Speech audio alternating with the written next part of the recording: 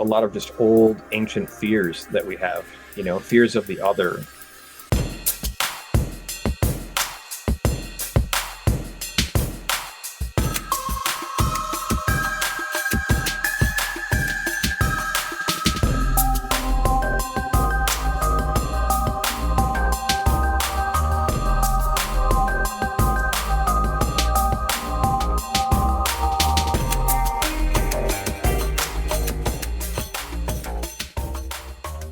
Hey everybody, and welcome to Monsters Lounge. I'm Jeni. And I'm Tressa. You are. And I love our intro so much. Let me just talk about how great we are again. Never get sick of hearing it. No, I know. Like when I parade around and I'm carrying the sign like, we're great, da da da. Oh, it's a big sign. It is a big sign. It's very heavy too. It looks like it. Yeah, it is. It is. Hey, guess what? What? For no reason at all, congratulations, Chicago, on being the best big city in the U.S. 9 years consecutively. Yeah. Congrats to us. We're Congrats. Great. You know, high five, Chicago. Yep. High five. Yep. Keep it going. Keep it going. Hey, guess what else? What? We have a really great guest on tonight. I know. Why don't you tell us about him? I'm gonna. So It wasn't meant to I got really aggressive really quickly. Yeah. I'm not quite sure why. Wow. Maybe I should stop carrying that big sign around. Yeah, it's making you angry. It really is. Listen, we were next to him at the Great Lakes Paracon this year, and it's the first time that I've met him. And he was at a table with our good friend, which has not been confirmed, but our very good friend, Chad Lewis. We talk all the time, but Involuntarily, our good friend, yes. yeah, by proximity. Yeah. But Kevin Lee Nelson is our guest tonight, and I'm so excited because it's not any secret that I love folklore and myths. Oh, is and that true? Tall tales and all of the things, and I love it. And Kevin is a folklorist. He is an author. He is a researcher. He's a lecturer, and he collects all sorts of interesting folklore. Obviously, then he writes about it. So he is from Wisconsin, and he's inspired by the rich legends of the Great Lakes and the Northwoods. He explores all the hidden folklore and high strangeness. And he's appeared on ABC's Scariest Places on Earth and Discovery Channel's Mystery Hunters. And he's lectured all over the place, and he oftentimes also writes with good friend of the show, Chad Lewis. So help me welcome Kevin Lee Nelson, please. Hello. Hey, for having me on the show. Thank you for being on the show. I know you don't do this a lot, so I'm extra excited to talk to you. So. Hey. Yeah, it's good to be here. So I know for me kind of growing up, like that was most of what was around. Like I didn't really grow up with a religion or anything. I grew up with my grandparents sort of sharing folklore and fairy tales and all of those things and myths with me.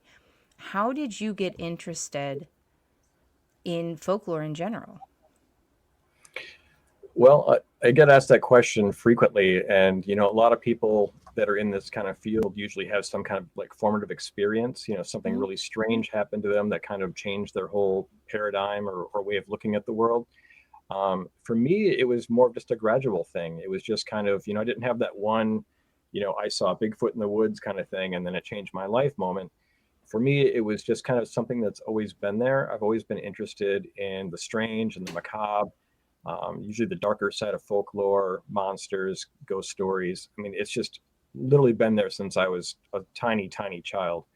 One of the tales that I tell people is in fourth grade, we were doing a project where we had to do basically like a show and tell kind of thing, or a demonstration in front of the class, one of those really early, speak in front of the class kind of things.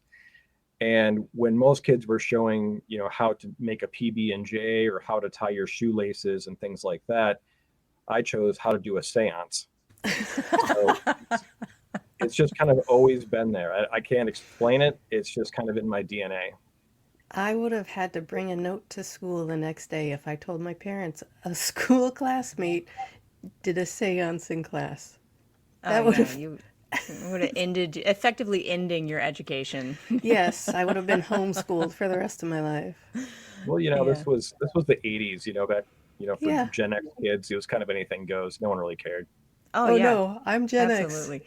I We were grew up in the bringing 80s. spiders in like pets, like nobody paid any attention. Yeah. Like, here's this tarantula I found. It's a daddy long legs. I'm pretty sure it's a tarantula though. That's kind of how it went. Yeah. Yeah. Yeah, so that's interesting. So you didn't have a lot of this stuff in your childhood. It was kind of all stuff I discovered on my own. I mean, my parents certainly weren't into this kind of thing, and Hmm. even a lot of my friends weren't too much into this thing, or at least to this degree. So it's just kind of a fascination that I always had. I was always picking up books. I was always a big reader, Yeah. and I think curiosity just kind of, just drove me in that direction. Yeah. I think it's fantastic because the more people that we talk to, it's like the commonality is that curiosity, and it's either and it's usually formed by something in childhood.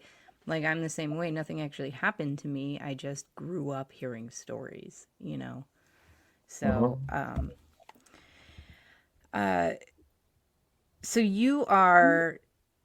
are you specifically interested in like the folklore of sort of like the Midwest, like upper Midwest area? Is that what technically would be the Northwoods? I don't even know. Uh, well, people have different ideas, even what the Midwest is, but a lot of people consider the Northwoods kind of the upper half of Michigan and Wisconsin and Minnesota, Okay. up into obviously into Canada from there. Yeah. Okay. All right. Good. I like that. But I research stuff, across the whole country. I happen to live in Wisconsin, so it makes it a lot easier. Yeah. A lot of things that are right on my doorstep, so to speak. But I do research things across and travel the country. So it's kind of anything that looks interesting, anything that looks fun and spooky. Usually, I'll jump on it. Yeah. Heck yeah. One of the things that I've heard you talk about, and I like this so much, is just the importance of finding some of these folklores or some of these folklores. That's what they're called, right? Um, some of these stories and myths, and recording them before they're sort of gone, right? And why do you think that that is so important? Or could you tell us a little bit about that Yeah, idea? absolutely. So with folklore, in the past, things were often, folk tales and traditions were often passed as oral traditions. And because, obviously we didn't have tablets on the internet and all this kind of thing. So a lot of things were told, around the campfire or around the dinner table or at family functions and things like that. People were a lot more close knit, and that's how they shared their heritage. They shared their local legends and lore, through storytelling. And we don't really do a lot of that these days. I mean, a lot of our storytelling is done through media, through movies and video games and things like that. And what's different now is a lot of things, because everything's moving so much faster these days. It's really hard to keep a lot of these legends alive. So unless they're published in something that's really widely read, or they get out there in some other method, like I said, like media, a lot of these things are just on the verge of vanishing. And with Mm. with folklore being traditionally more of an oral tradition, it often can be just one generation difference from vanishing. If people stop telling that story to the next generation or to their friends and their friends, it's gone, unless someone writes it down. And so, one of my goals through as being a folklorist is to kind of get a lot of these obscure legends that are on the verge of vanishing and collecting them before they're gone. And the better ones get published in books and hopefully preserved for at least a couple more generations until someone else can kind of carry that torch. Yeah. Have you ever thought about this? Is totally wild and like not. It's not totally wild. That's a lie. It's a very boring, super nerdy question that I just thought of. Good intro. Yeah, you're welcome. So now listen to this. Um, so I was always a fan as a kid, and I still love it. Is the sort of like the spoken oral tradition, and there were, I don't know if there are now, but there were a lot of like entertainers who were like storytellers who would go and that would be their thing. It would be, they would use, different voices or whatever, but they would be fantastic storytellers. Is that something that you've ever considered with yourself as with the folklore? I have. It's one of those things, where it kind of is that fine line between, folklore and entertainment. Mm-hmm. It's like, because this, like you're saying, this was a vocation back in earlier times. People were professional storytellers. They would Yeah. go and just tell tales and have a good time and get paid for it. Um, I, I I haven't, other than speaking in lectures and things like that. I guess that's the extent of what I do. Sometimes among my friends or whatever, we'll have storytelling nights and things like that, and we'll tell like fun things, over a campfire. But generally speaking, most of what I do is kind of limited just to presentations and Mm-hmm. lectures. Well, I'm just saying it's a great idea for your next lecture.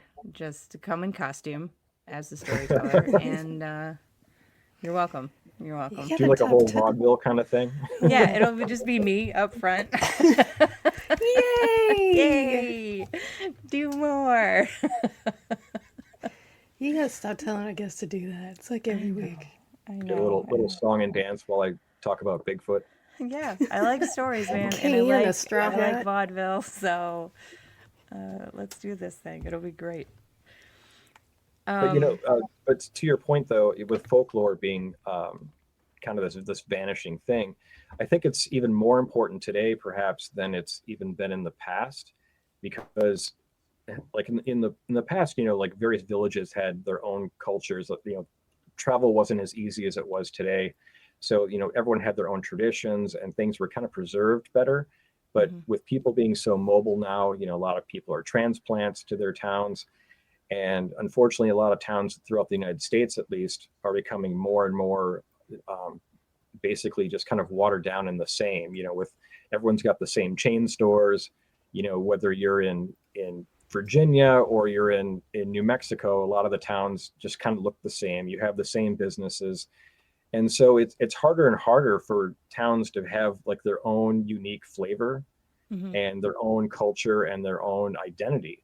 And so I think folklore kind of can fill that a little bit, where each area can draw upon its own unique folklore. And that's something that other places won't have. Like a great example would be, of course, Point Pleasant with the Mothman legend. Yeah. Oh You can't yeah. just have a Mothman, festival in Portland, Oregon, because it's just not there. Yeah. Right. And so I think it's one of those things that towns can really get behind and celebrate and really call their own and have it be part of their heritage that can't be duplicated in other towns.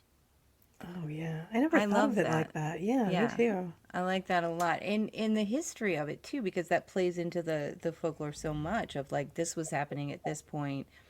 I mean, Tressa and I went on a ghost tour in my town, my hometown, not too terribly long ago.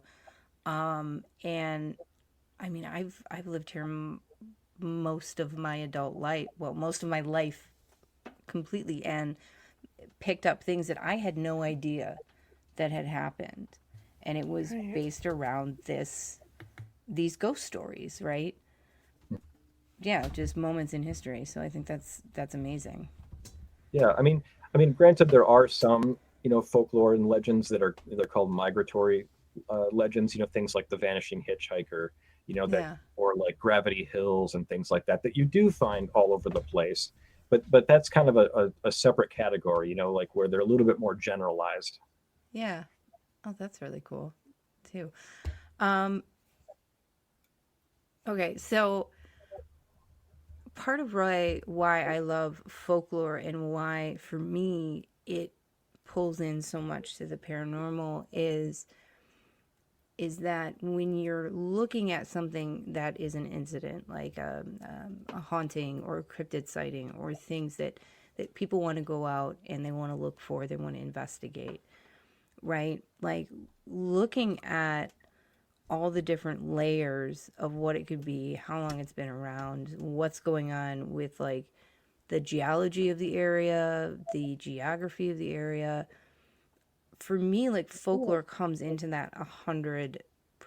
You know, like you have to know the folklore of the area if you're going to investigate things. Is that along the lines, like, am I anywhere near the point of why folklore is so important to more of the, I guess, modern paranormal world, for lack of a better term? I would say yes. I mean, it's one of those things where you have to kind of immerse yourself in those environments, number one, and kind of be part of that culture and that experience of what's happening in that area. You know, you have to be aware of what the, for instance, if you're seeing something weird in the woods, you have to be aware of what the normal flora and fauna is of that area. So you're not just making a stupid mistake and assuming it's something that it's not. You know, so you do have to kind of plug into that. And and it's always a good idea to be to at least some degree to be kind of be more cross-disciplinary, because there's a lot of people, whether it's ufologists or bigfooters or paranormal people, that they focus on one thing, like it's just UFOs or just Bigfoot. And and or if it's, say, in the Bigfoot case, they might have a little bit of background in biology or something. But a lot of this stuff is so strange that you kind of have to be a generalist to some degree. You have to know a lot of different things. You have to know a little bit of physics. You have to know a little bit of biology. You have to know a little bit of just the area lore, just to kind of put all those pieces together so that you're not missing something that's really obvious to someone else. I love it. It's like a well-rounded approach. I am sure that we have a couple more questions, but I know that we do have to go to commercials. So do you want to hear? Great segue, Jenny. Thank you. Have you been feeling called to explore your intuitive gifts and deepen your spiritual practice? Then Pathways to Spirit was created for you. Sarah Lemos has been teaching Pathways to Spirit for over 16 years. And in that time, she's watched hundreds of students grow into their gifts with confidence and clarity. This isn't just about learning tools. It's about understanding how your energy works and how to use it with intention. Over 6 months, you'll learn about your own intuitive abilities and how they show up, along with many esoteric tools and practices to help explore your potential. But this course is about more than just learning. It's about embracing your sensitivity and living your best life. Register now at mediumsarahlemos.com while there's still space.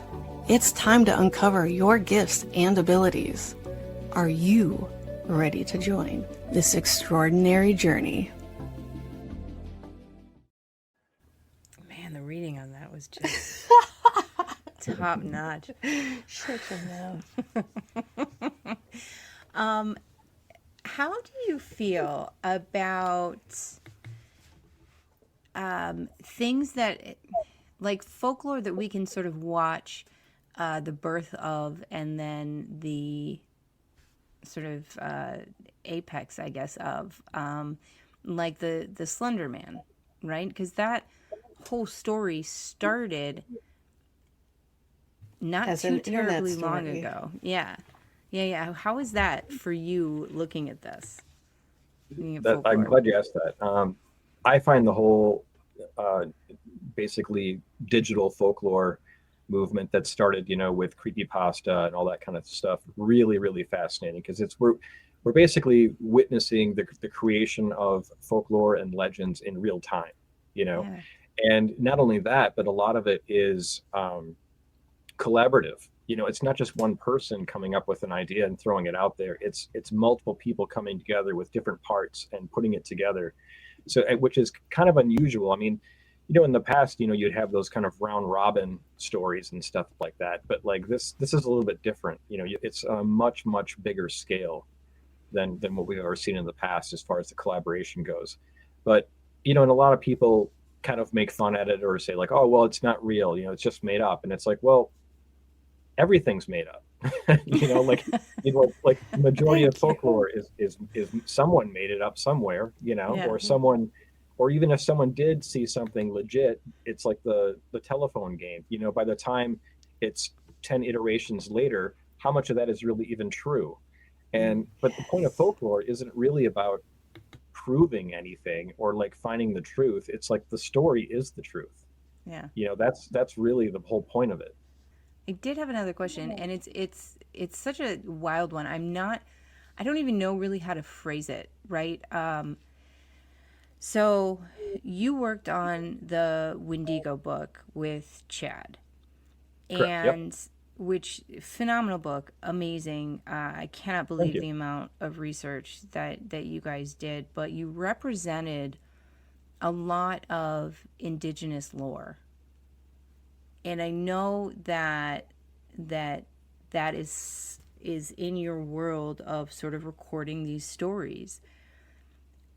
How do you go about doing it in a way that feels true to the lore, but also coming from like an outside perspective? Sure.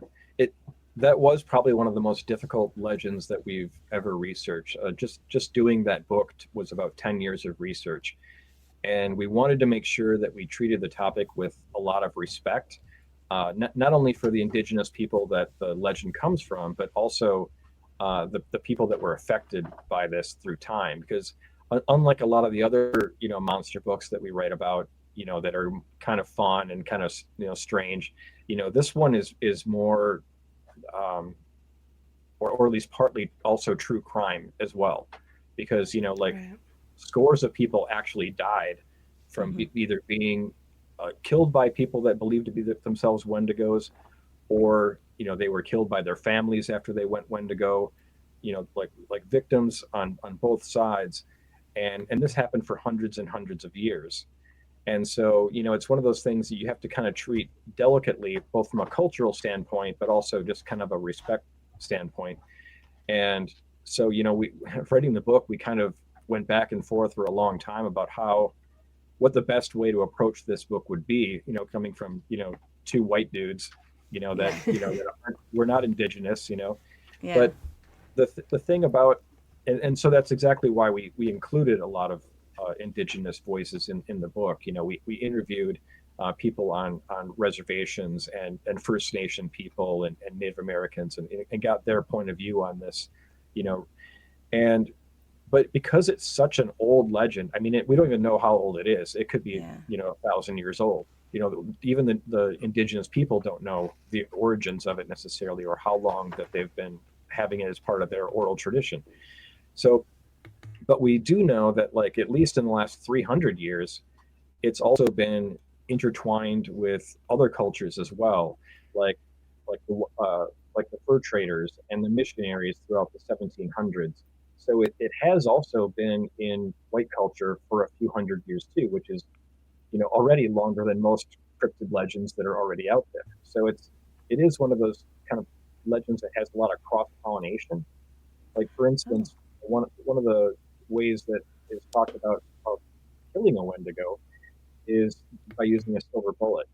And this was introduced because it was basically, uh, again, that cross pollination process where the French fur traders that had their werewolf legends and silver bullets and things like that kind of brought it over and conflated it with Wendigo lore.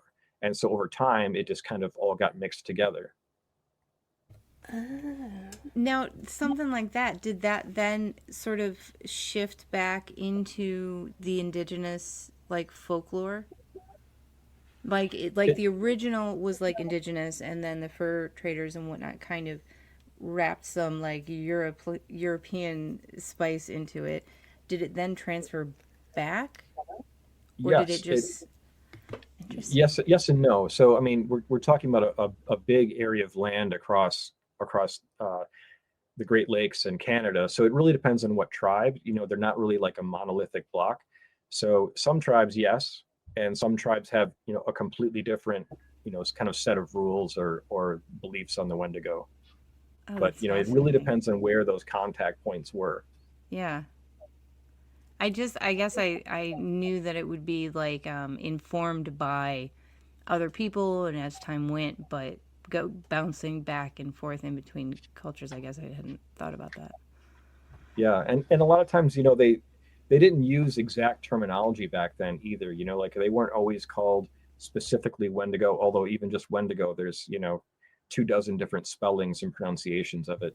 But, you know, there would be accounts of like hairy creatures in the woods. And so some of them get or like tall, emaciated, like hairy creatures they would describe. So it's like, are they talking about a Wendigo creature, or are they talking about a Bigfoot, or are they talking, or is this again more werewolf legends? You know, so it all, because a lot of the descriptions are can be vague.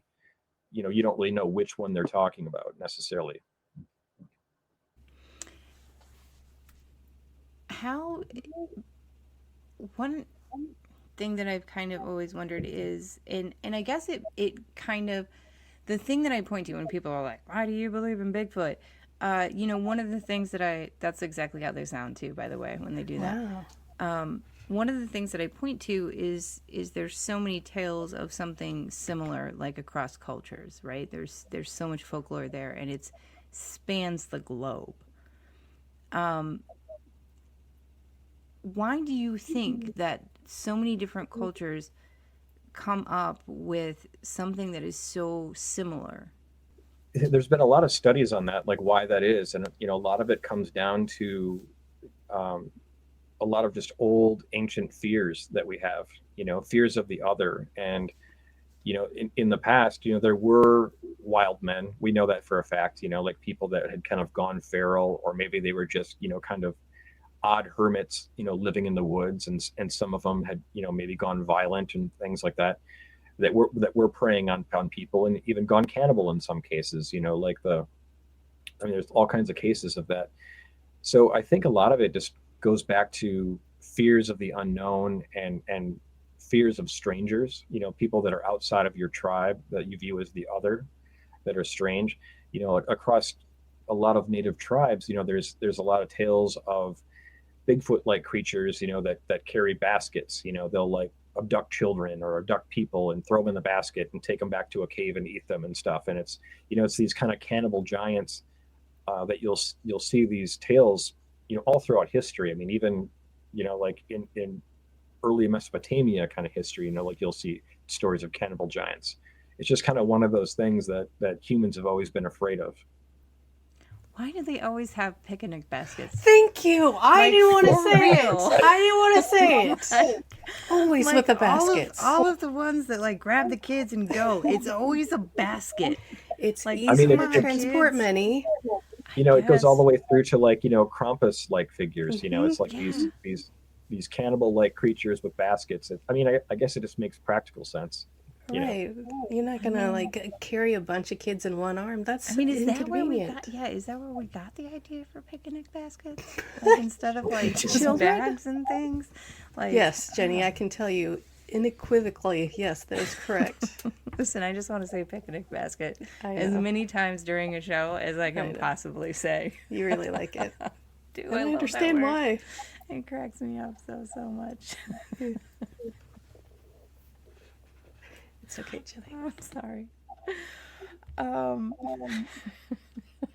sorry, I'm still with the basket.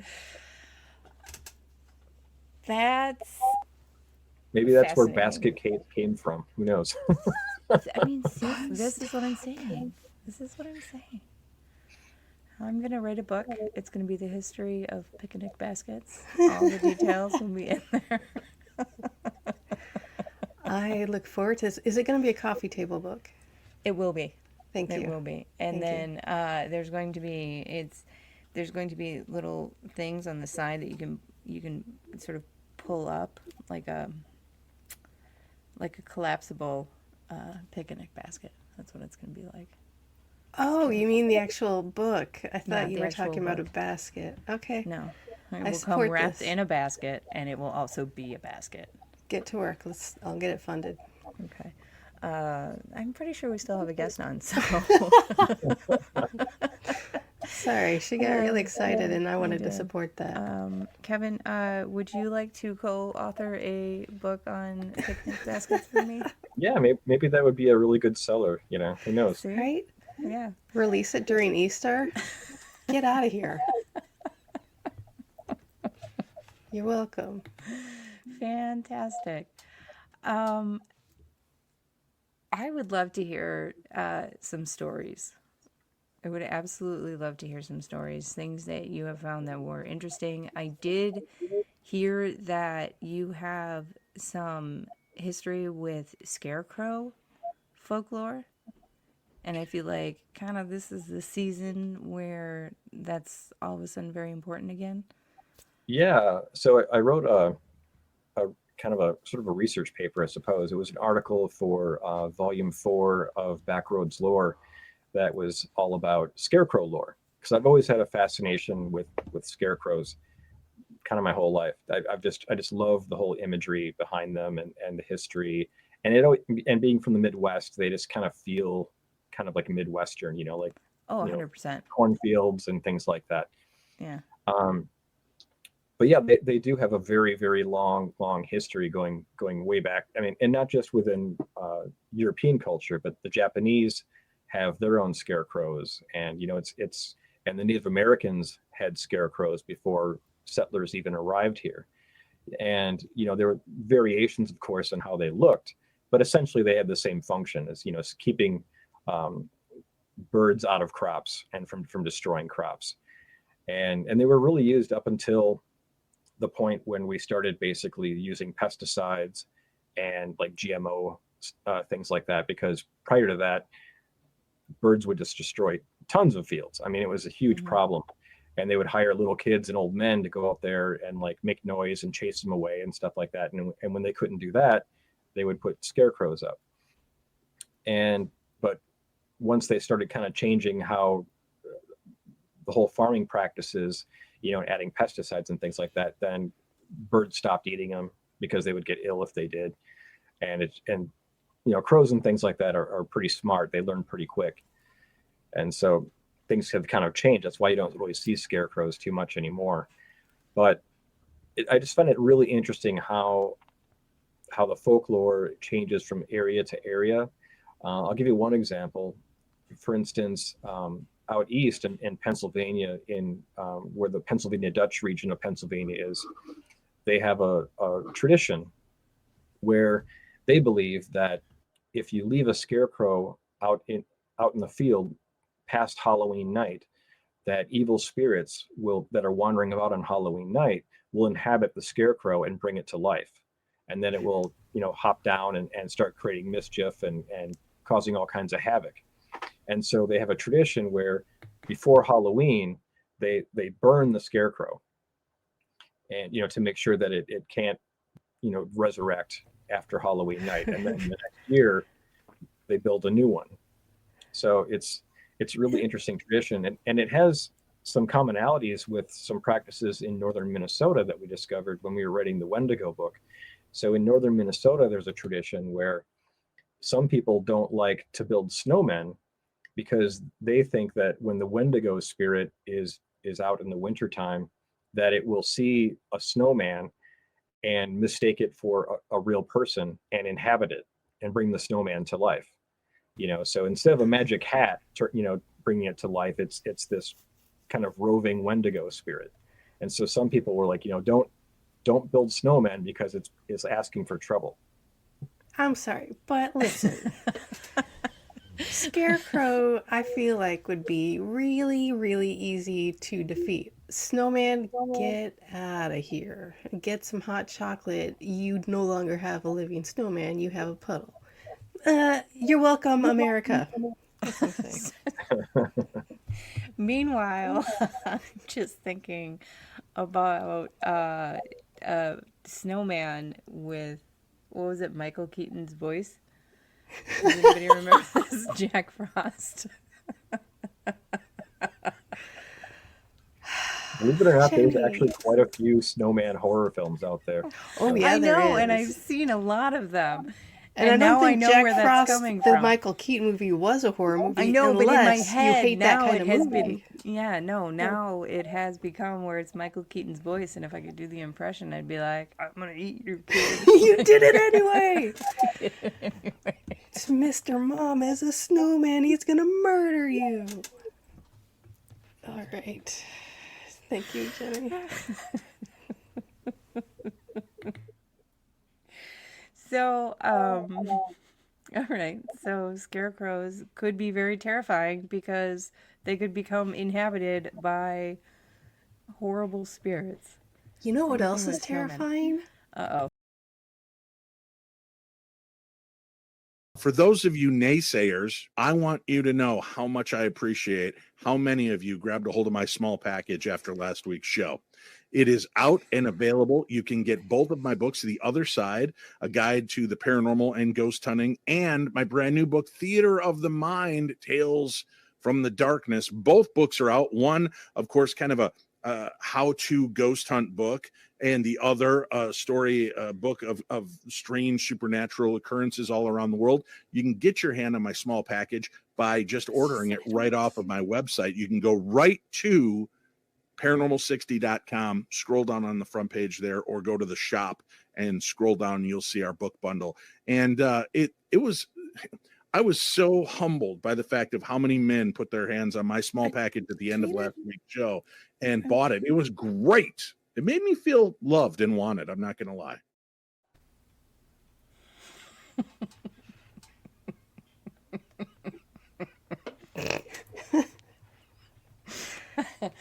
All right. I would like more stories, please.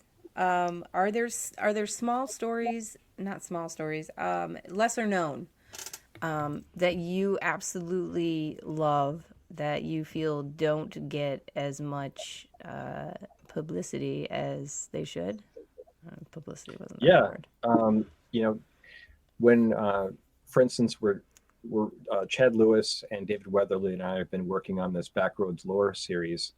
We have 4 volumes out. That's kind of the whole thrust of the whole series, is to basically focus on stories that are lesser known and kind of obscure, and like I was alluding to before, things that are on the cusp of vanishing potentially. Like rather than just doing another Bigfoot story or another Mothman piece, we're trying to dig up ones that people haven't read before, because everyone likes to see something new or read something new. Trying to think of some ones, and of course, like some of these might be well known from the area that they're from, but outside of that area people might not know, because I always run into that at conferences. I'll talk about a story that people that I thought was that no one knew about, but then there's someone in the audience like, well, I'm from that town, everyone knows that story. It's like, well, town probably, but like outside of your county, probably no one, that kind of thing. So like one of the articles that I wrote for volume 1 is a creature called Sinkhole Sam that is out in Kansas. I don't know. Have you guys heard of that one? No, I would love to though. Me too. Okay, so without getting too detailed. Basically, there's these sinkholes out in Kansas, and they've been around for the sinkholes have been there for quite a while, although they're kind of shrinking in size now due to water table going down. But people believed, going way back to the early part of the 1900s, that a huge snake-like creature or eel was living in this sinkhole. And the sinkhole is the size of like I wouldn't want to call it a lake, but a large pond. And there was like other ones kind of connecting to it. And people would see this thing like out in the water moving around, and they described it as being about 24 inches in diameter. So this is like a big thing swimming around in the water. And so they dubbed it Sinkhole Sam. And people would go out there and cars would line up, and people would be waiting to take pictures of it and stuff if it surfaced, that day and stuff like that. And there was all kinds of theories on how it got there. They thought that maybe that sinkhole was connected to a whole bunch of other sinkholes that, through like subterranean caverns and things that connected them all. and then it was moving between sinkholes and things like that. But there's all, if you look at the old newspaper reports, there's some really, really fun artwork too that the newspaper illustrators did of what Sinkhole Sam allegedly looked like and stuff, and kind of jumping out of the water and attacking people, and so it's kind of one of those fun stories because you don't often hear stuff coming from places like Kansas. It's Right. there is stuff there. I mean, it's just a matter of digging deeper. But I've been to the sinkhole a number of times. I didn't see anything, unfortunately, but it's just kind of one of those fun stories that you don't often hear. Another one would be down in Georgia. There's a woman in this town that will basically sneak. It's kind of a haunted legend. Mm-hmm. This woman dressed all in black will sneak up behind you and basically grab you, especially if you're a little kid, and scream into your ears. Okay. Yeah. And they call her Molly. And basically, and so all the kids for 100 years in this town have been terrified to go out at night because their parents tell them, of course, if you go out at night, that she'll scream in your ears if she catches you, and she'll chase you down the street, this woman with like a black veil, and she's supposed to be abnormally tall and kind of thin and creepy looking. And so that's another one of the legends that we write about in Backroads Lore is because they still talk about it to this day. There's even a restaurant that's named after her that has what they call the screamer. It's like this gigantic burger that's not 9 patties tall, and then if you can eat it within an hour, you get it free, kind of thing. Okay. Well, they couldn't go with an alliteration there, like screaming Molly. Come on, we got Sarah, we got Scarlet. What are we doing here, people? You can do better than Molly. I don't know. I kind of like it. But that sounds like a lot of other legends, but usually it comes with some more dire consequence other than Getting chased. she's gonna scream in your face. Well, and then that's it. Well, and the other part of it too is the kids allegedly, if it happens, you either go crazy, like you go permanently mad, or you lose your hearing, things like that. Okay. Which is kind of interesting too, because then that kind of gets into like more little people lore and stuff, like the whole like being elf shot, where they can steal your sight or steal your hearing and things like that, Yeah. So. I didn't know they could do that. I thought they just replaced you. Changelings. That's all they did. Changelings. That's it. Yeah. Yep. No, it sounds so familiar because aren't there other stories about like a ghost, some sort of veiled female apparition who, if you react to it or react to them, then they kill you right on the spot. I feel like I've heard this, or did I just make this up? I think I've heard variations of that. Right. I can't think of a specific one right now, but Yeah, I mean, there's so Bloody many Mary. kind of women in black legends, across the country. They all have their variations and things. I love these veiled women just roaming over every single country. You know what? Good for them. City, Good whatever. for them. Just doing what they want to do, screaming in people's faces, Living their best life. Yeah, Good on you, stealing girl. hearing. It's fine. Everything's fine. All right, what other stories you got? Let's see. Trying to think. What about Central America?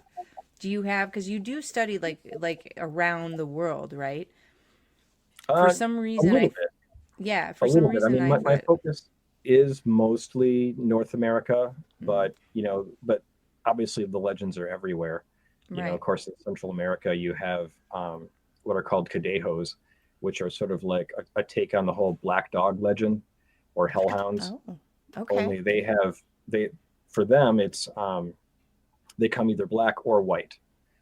And if you see the white ones, that's seen as more benevolent, but the black ones, usually if you see them, you're cursed, and you can often what they'll do is they'll lead you astray in the jungle and things like that, and so that you're lost and can't find your way out. or just flat out curse you, kind of things. Well, I that don't just need a sounds like dog to do that. any animal and me. Yeah, I I'm don't just need gonna a follow dog to this get me goose lost. for a Yeah. while. Yeah. Like, Right. If you follow any animal into the woods, aren't you going to get lost if you're not paying attention? and I have. And a lot of the stories from Central America. I mean, anytime you have a place that has either thick woods or thick swamps or thick jungles, you always end up with folklore and legends about things that will lure you in, into a dangerous area. Like Yeah. lure you into the swamp where you get sucked into the quicksand, or like the famous one, of course, is the will o' the wisp. People Yeah. see these ghost lights out in the swamp, and they go, like, well, what is that? And they go following it, and then they end up drowning or getting stuck.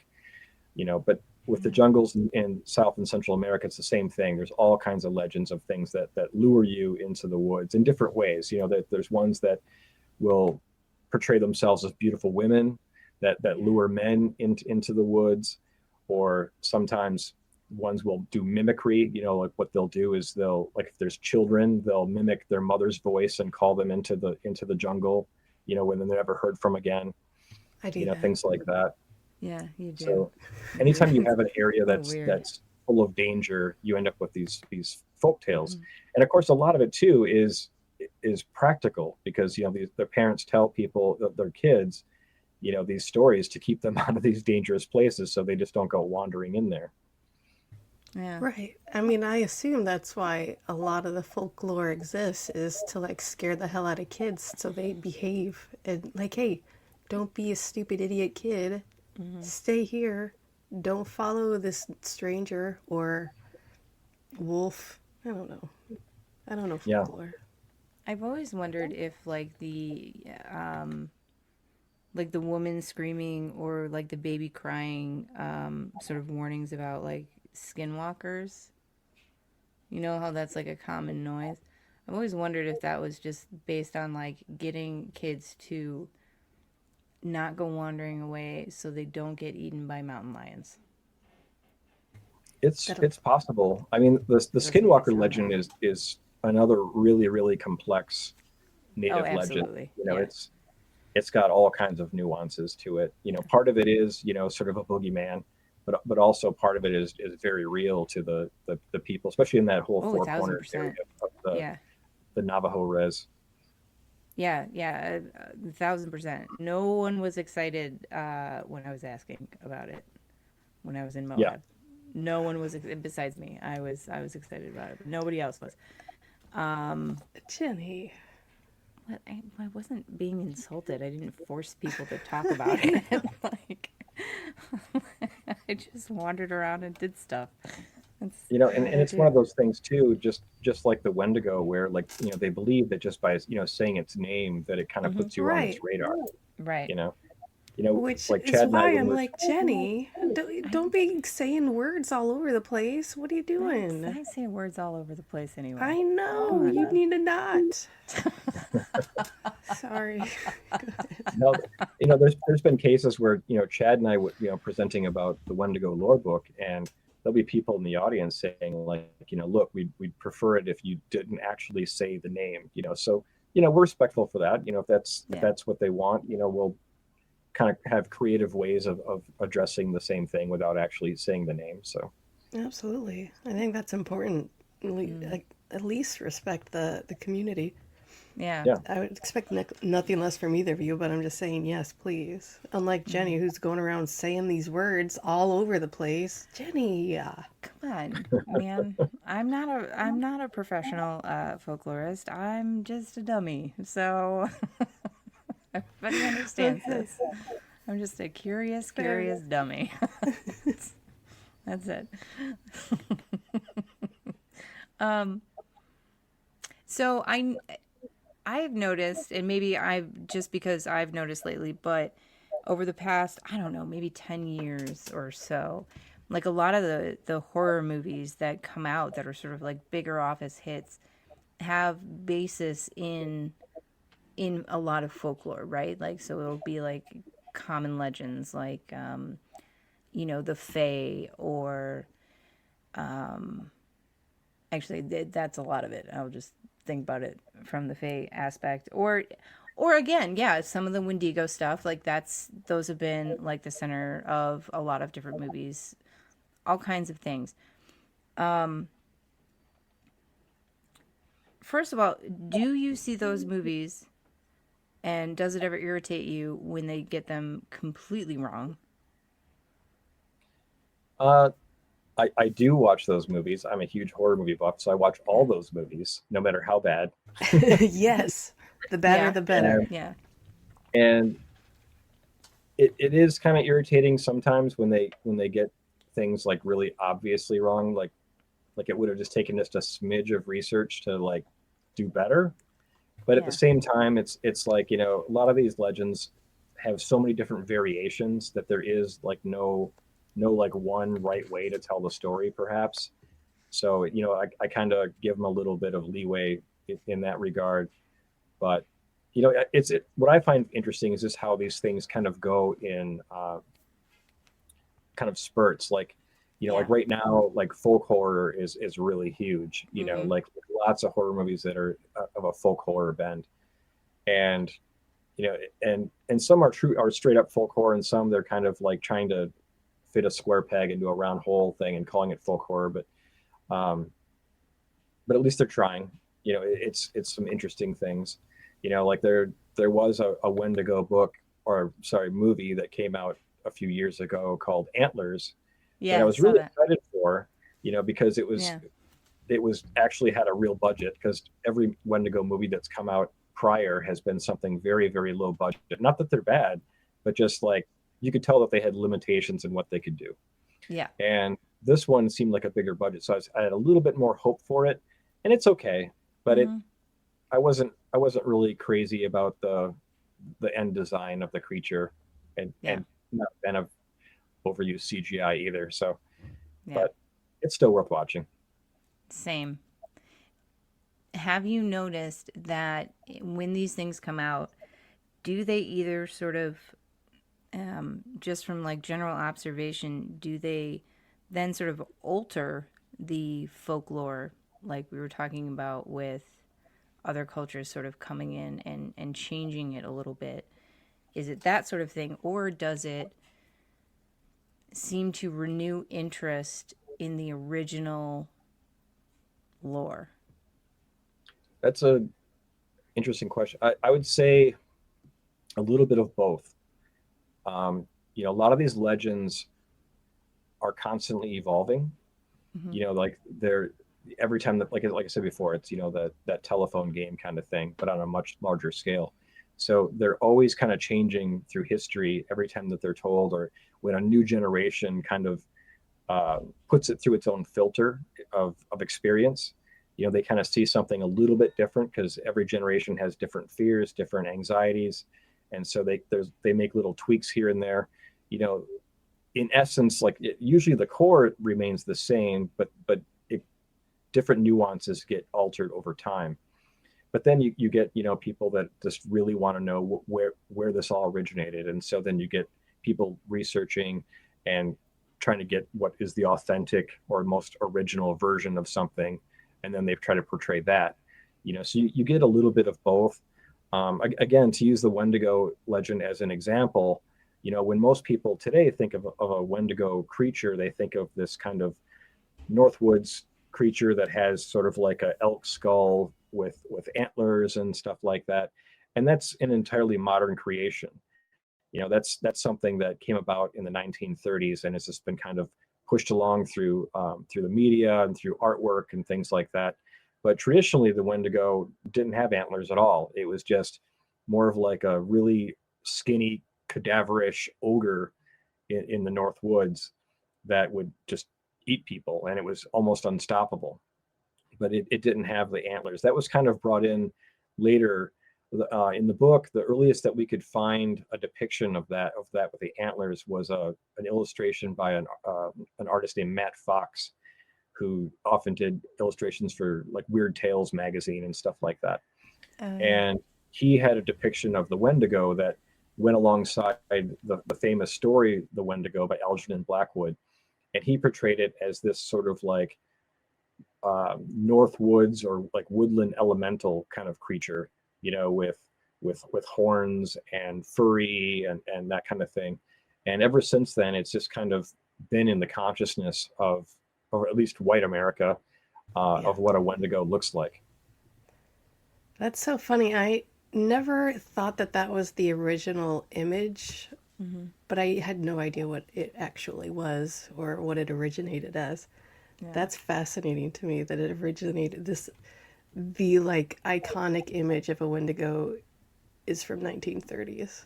That's Yeah, crazy to me. it's a big departure from the traditional Wendigo, which is also in itself complex because, and this was like a big problem when we were writing the book, is as Wendigo is described in three different ways. It was either described as a spirit or as a cannibal human, like a human that had turned cannibal, or like I said before, like a very tall, cadaverish ogre kind of thing that would eat people in the woods. And what we discovered after years of research on this was that it was really all the above. They were all the same thing, but it was a process. So the way that it works is, according to the traditional beliefs, is there's a Wendigo spirit, which is the spirit of starvation and cold and ice and a lot of things that obviously indigenous people feared, especially during the winter time when food is scarce.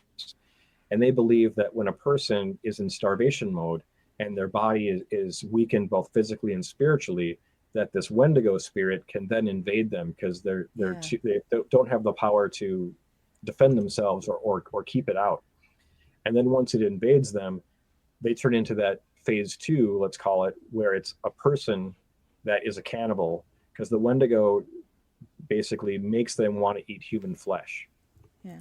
And they believe that if you cure that person, whether it's like a shaman doing some like an indigenous style exorcism or what have you, you can still be cured, but up until the point that you actually eat human flesh, like at that point, it's seen as irreversible.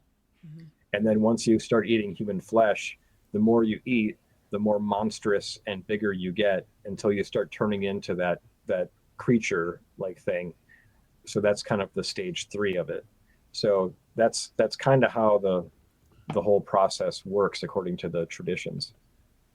It's fascinating to me that follows along the course of like what you would hear in exorcism tales, of like a demonic possession in our culture. You know what I mean? Yeah. And in the book, we even found cases where indigenous people were cured by Catholic priests and missionaries. Even though that wasn't their tradition, that wasn't their belief, like for some reason, and maybe this is the power of belief, whether it's, a religious authority of any stripe, has the authority to, remove this spirit. And some people say, well, that's the power of suggestion, or these people were, kind of just, lunatics, or, there's even the phrase Wendigo psychosis for the people that, that resort to cannibalism.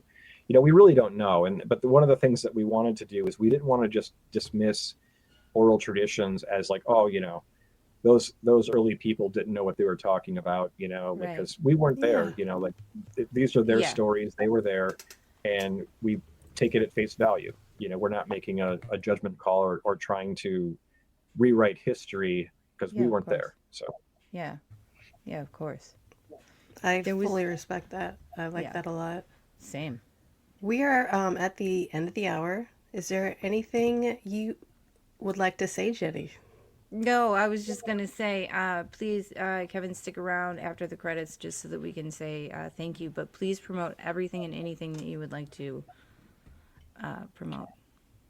Yeah, I would just say, if you're interested in folklore, check out our Backroads Lore series. We've got 4 volumes. It spans anything from UFOs to monsters to ghosts, and any kind of high strangeness that you're interested in. There's probably an article or 2 in there. One of my favorite ones that I wrote is all about the architecture of the paranormal, like why certain architecture and like why haunted houses are scary, like why do certain styles of architecture attract, strange and bizarre phenomena, or is this occult architecture and stuff like that. So that's I in the like most that a recent one, lot. and it's a perfect one for Halloween. Oh, that's Oh my God, really so fun. we're gonna make you come back and talk about that. Yes. Thank you for so much for joining us. Listen, I know I'm sick. Leave me alone.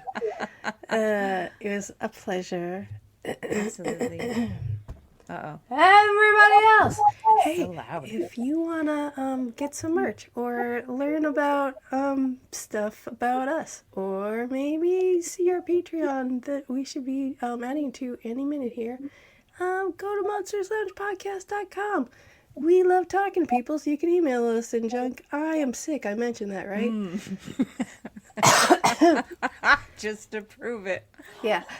Thank you for joining us, and thank you for joining us at the Monsters Lounge.